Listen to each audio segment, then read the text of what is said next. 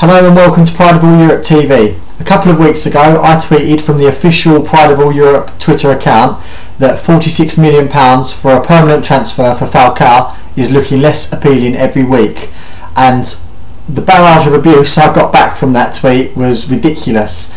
So I just want to clear something up. Firstly, about the tweet, it came after the game in the FA Cup against Yeovil when Falcao was pretty much anonymous. He did nothing and then got substituted. Now the point I was making by saying 46 million looks less appealing each week is that he is on a countdown now. When we got him on loan in the summer, it was great. We've signed one of the world's greatest strikers. Now a couple of his stats I've got in front of me. He scored 11 goals in 17 games at Monaco, 52 in 67 at Atletico Madrid and 41 in 48 at Porto. These are all league stats. So getting somebody like that to come to United was a dream come true. I mean, after having Javier Hernandez and Danny Welbeck that couldn't hit a barn door, someone like Radamel Falcao coming to Old Trafford was exciting. So I'm a massive fan. I think his work rate is good, his movement is excellent, he's lacking a bit of sharpness at the moment. But just to clarify what I meant by that tweet is he is on a countdown. We've got at a maximum, and this is included if United get to the FA Cup final as well, 22 matches left this season.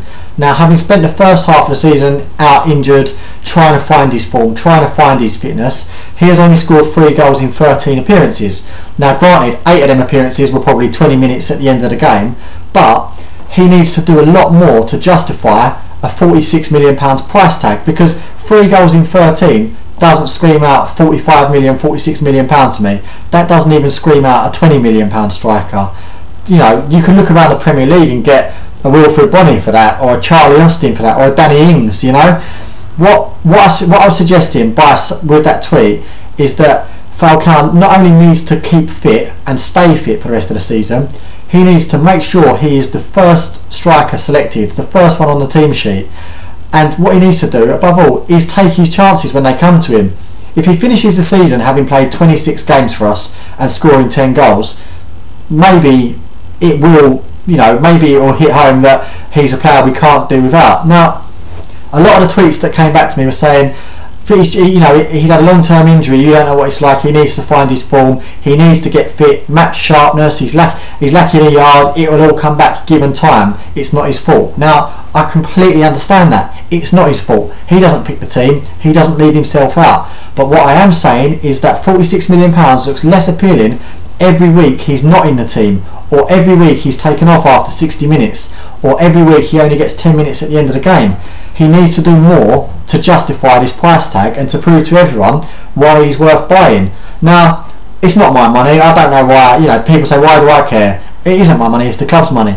But with all these financial fair play rules coming into play and having spent so much this summer, the club ain't going to shed out another 150, 200 million pound again this summer, especially if we don't qualify for the Champions League. So that 46 million, I have a funny feeling, will either go to Falcao, it will either go on buying Falcao, buying Kevin Strootman, or buying a centre-half, maybe Mats Hummels. I don't think you're going to get 3, I think you're going to get one of the 3. And at the moment, Falcao isn't justifying why he's worth that money. Now, again, don't get me wrong, this isn't a witch hunt against Falcao. It's not a criticism of him either, because I think, given a run of games, he will start scoring. He looks a great player, he's obviously doing everything right.